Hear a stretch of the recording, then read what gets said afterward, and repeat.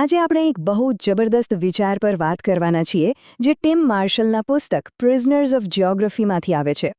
ક્યારે એવું વિચાર્યું છે કે કોઈ દેશની અસલી કમાન તેના નેતાઓ પાસે નહીં પણ ત્યાંના પર્વતો, નદીઓ અને સમુદ્રોના હાથમાં હોય છે? અને આ જ વાત આખા પુસ્તકનો પાયો છે. એટલે કે કોઈ પણ દેશ ગમે તેટલો શક્તિશાળી કેમ ન હોય, એ પોતાની ભૌગોલિક મર્યાદાઓમાંથી બહાર નથી આવી શકતો. વિચારવા જેવી વાત છે નહીં? આ આખો દૃષ્ટિકોણ જ બદલી નાખે છે. તો ચાલો આ રસપ્રદ વિચારને થોડો ઊંડાણમાં જઈને સમજીએ. સૌથી પહેલાં જોઈશું કે આ ભૌગોલિક કેડ એટલે શું. પછી આપણે રશિયા, ચીન, અમેરિકા અને ભારત પાકિસ્તાનના કેટલાક કેસ સ્ટડીઝ જોઈશું. અને છેલ્લે ભવિષ્યની ભૂરાજનીતિ પર પણ એક નજર નાખીશું. તો આ ભૌગોલિક કેદ છે શું? ચાલો આ કોન્સેપ્ટના મૂળમાં જઈએ. તો જુઓ, જીઓપોલિટિક્સ આ એક એવો સિદ્ધાંત છે જે કહે છે કે કોઈપણ દેશની ભૂગોળ એટલે કે ત્યાંના પર્વતો, નદીઓ, સમુદ્રો, ત્યાંની આબોહવા આ બધું જ તેના રાજકીય અને વ્યૂહાત્મક નિર્ણયોને નક્કી કરે છે. એક રીતે કહીએ તો દેશો પોતાની જમીનના કેદી બની જાય છે. એમની પાસે જે વિકલ્પો હોય છે એ બહુ મર્યાદિત હોય છે. છે ને રસપ્રદ? ચાલો આ સિદ્ધાંતને ખાલી થિયરીમાં ન રાખીએ, એને પ્રેક્ટિકલી સમજીએ. આપણું પહેલું ઉદાહરણ છે રશિયા. જોઈએ કે ભૂગોળ આટલી મોટી શક્તિને કેવી રીતે મજબૂર કરી શકે છે. રશિયાની સૌથી મોટી માથાનો દુખાવો શું છે ખબર છે? એની પશ્ચિમી સરહદ. એ એકદમ સપાટ છે, જાણે ખુલ્લું મેદાન. કોઈ પહાડ નહીં, કોઈ મોટી નદી નહીં, કુદરતી રક્ષણ જેવું કંઈ જ નહીં. આના લીધે હંમેશા એમને આક્રમણનો ડર રહે છે. અને બીજી મોટી સમસ્યા, ગરમ પાણીવાળા બંદરોનો અભાવ. આ જ કારણ છે કે રશિયા સદીઓથી એવા બંદરો શોધવા મથે છે જ્યાં બરફ ન જામતો હોય, જેથી એ બારે માસ દુનિયા સાથે વ્યાપાર કરી શકે અને પોતાનું નૌકાદળ સક્રિય રાખી શકે. હવે રશિયાની આ મજબૂરીની સામે ચાલો એના જ પડોશી ચીનની પરિસ્થિતિ જોઈએ. અહીંયા કહાની બિલકુલ અલગ છે. ચીન માટે તિબેટ એટલે શું? એ માત્ર એક ઊંચો પ્રદેશ નથી, એ એક કુદરતી કિલ્લો છે. એક એવી દિવાલ જે એને દક્ષિણમાંથી આવતા કોઈ પણ ખતરાથી બચાવે છે. પણ એનાથી પણ મોટી વાત, એશિયાની મોટાભાગની મોટી નદીઓનું ઉદ્ગમ સ્થાન તિબેટ છે. આનો સીધો મતલબ શું થયો? જેનું તિબેટ પર નિયંત્રણ, એનું આખા પ્રદેશના પાણી પર નિયંત્રણ. આ કેટલી મોટી સ્ટ્રેટેજિક તાકાત છે! ઓકે, તો આપણે રશિયા અને ચીનની વ્યૂહાત્મક મજબૂરીઓ જોઈ. હવે વાત કરીએ એક એવા દેશની જેને ભૂગોળે જાણે બધું જ આપી દીધું હોય. જી હા, યુનાઇટેડ સ્ટેટ્સ ઓફ અમેરિકા.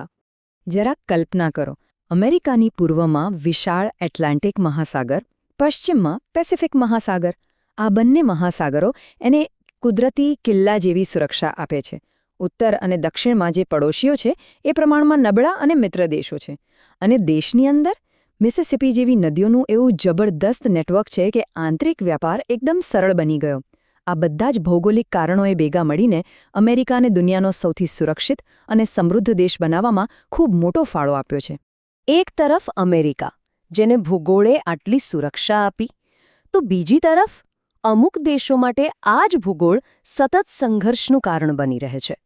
અને એનું સૌથી મોટું ઉદાહરણ છે ભારત અને પાકિસ્તાન. જુઓ, ભારતને ઉત્તરમાં હિમાલય જેવી એક અડીખમ દિવાલ મળી છે.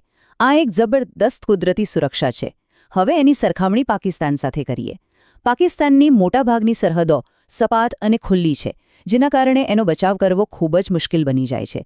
આ જે ભૌગોલિક તફાવત છે એ જ બંને દેશો વચ્ચેના સતત તણાવ અને એમની મિલિટરી સ્ટ્રેટેજી પાછળનું એક બહુ મોટું કારણ છે. સારું, આ તો થઈ ભૂતકાળ અને વર્તમાનની વાત. પણ શું ભવિષ્યમાં પણ ભૂગોળનું મહત્વ એટલું જ રહેશે? ચાલો જોઈએ કે આવનારા સમયમાં જીઓપોલિટિક્સ કયો વળાંક લઈ રહ્યું છે. આફ્રિકાનું ઉદાહરણ બહુ રસપ્રદ છે. ત્યાં નાઇલ અને કોંગો જેવી વિશાળ નદીઓ તો છે જ, પણ મોટા ભાગની નદીઓ સમુદ્રમાં ભળે એ પહેલાં મોટા મોટા વોટરફોલ બનાવે છે. હવે આ એક નાનકડી ભૌગોલિક હકીકતની અસર શું થઈ? જહાજો ક્યારેય ખંડના અંદરના ભાગ સુધી પહોંચી જ ના શક્યા. અને આ જ કારણે આફ્રિકાનો આંતરિક વેપાર અને વિકાસ સદીઓ સુધી પાછળ રહી ગયો. તો પછી સવાલ એ થાય કે ભવિષ્યનું નવું બેટલગ્રાઉન્ડ, નવું ભૂરાજકીય યુદ્ધક્ષેત્ર કયું બનશે? અને જવાબ છે આર્કટિક. હા, આર્કટિક. જેમ જેમ ગ્લોબલ વોર્મિંગના કારણે આર્કટિકનો બરફ પીગળી રહ્યો છે, ત્યાં નવા જ શિપિંગના રસ્તાઓ ખુલી રહ્યા છે. અને એ બરફની નીચે જે તેલ અને ગેસનો ખજાનો છુપાયેલો છે, એના માટે દુનિયાના મોટા મોટા દેશો વચ્ચે એક નવી જ રેસ શરૂ થઈ ગઈ છે.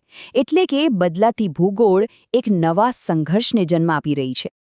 અને આ જ વાત આપણને આ પુસ્તકના અંતિમ વિચાર પર લાવે છે. ભૂગોળ પોતે કદાચ બદલાતી નથી, પણ એ દુનિયાને જરૂર બદલી નાખે છે. આર્કિટેક્ટનું ઉદાહરણ આનો ઉત્તમ પુરાવો છે. પર્વતો અને નદીઓ તો પોતાની જગ્યાએ જ રહેશે, પણ ટેકનોલોજી અને પર્યાવરણમાં આવતા ફેરફારો એમના મહત્વને હંમેશા એક નવો અર્થ આપતા રહેશે. તો વિચારવા જેવી વાત એ છે કે હવે પછી કઈ ભૌગોલિક હકીકત દુનિયાનું ભવિષ્ય નક્કી કરશે.